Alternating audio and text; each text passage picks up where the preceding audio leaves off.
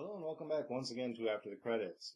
So today I got around to seeing a movie that's been out for a little while now, but I wanted to watch it anyway. And it happened to be the one that was playing at the time that I had available to go see a movie. So I went and saw it, and that is Keeping Up with the Joneses. So, what did I think of Keeping Up with the Joneses overall? It was okay for what it was. It wasn't really great.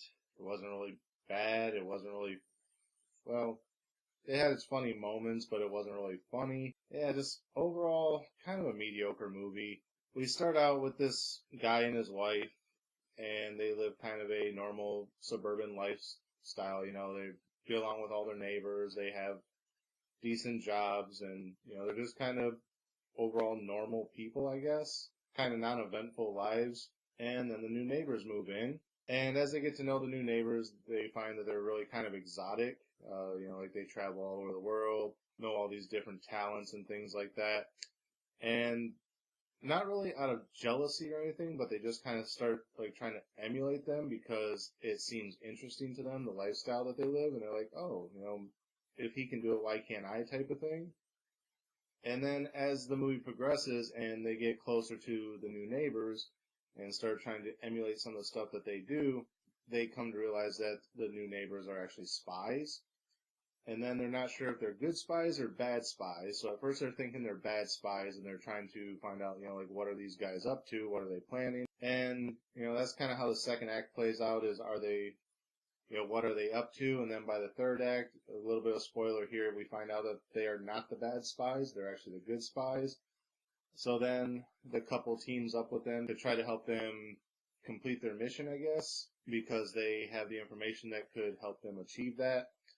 And that's basically the third act structure of the movie is them trying to help the Joneses take care of what they're there to investigate as spies.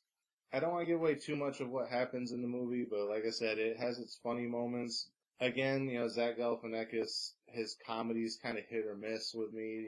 Like he'll say one thing and I can laugh hysterically, and then he tries really hard to make more jokes along the same vein, and it's just like, okay, now you're overdoing it, you're trying too hard.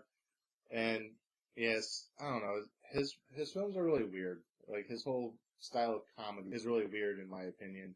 I don't always get it, and a lot of people are like, oh, he's like one of the funniest people alive, and I'm like, not really, here and there. Kind of like Seth Rogen, I can't stand Seth Rogen, but once in a while he makes a funny freaking movie. Most of the time, his movies are garbage. Once in a while, you get something gold out of them. It's like for every 9 pieces of garbage, you get 1 piece of gold. But where Zach Galifianakis kind of differs from Seth Rogen is, I don't necessarily think, Zach Galifianakis' films are all garbage. Even the ones I don't really like, they have a purpose. Just because I don't laugh at them doesn't mean they weren't okay movies. Where with Seth Rogen, it's like when he does something bad, it's horrible. When he does something good, it's amazing. He doesn't have that middle ground where it's just like Zach Galifianakis has that. It's either, that's pretty good, or, I mean, you guys can disagree with me if you want. Obviously, a lot of you do, because I get thumbs downs on almost every one of my videos. Although I think that might be people that come to my channel looking for the actual movie.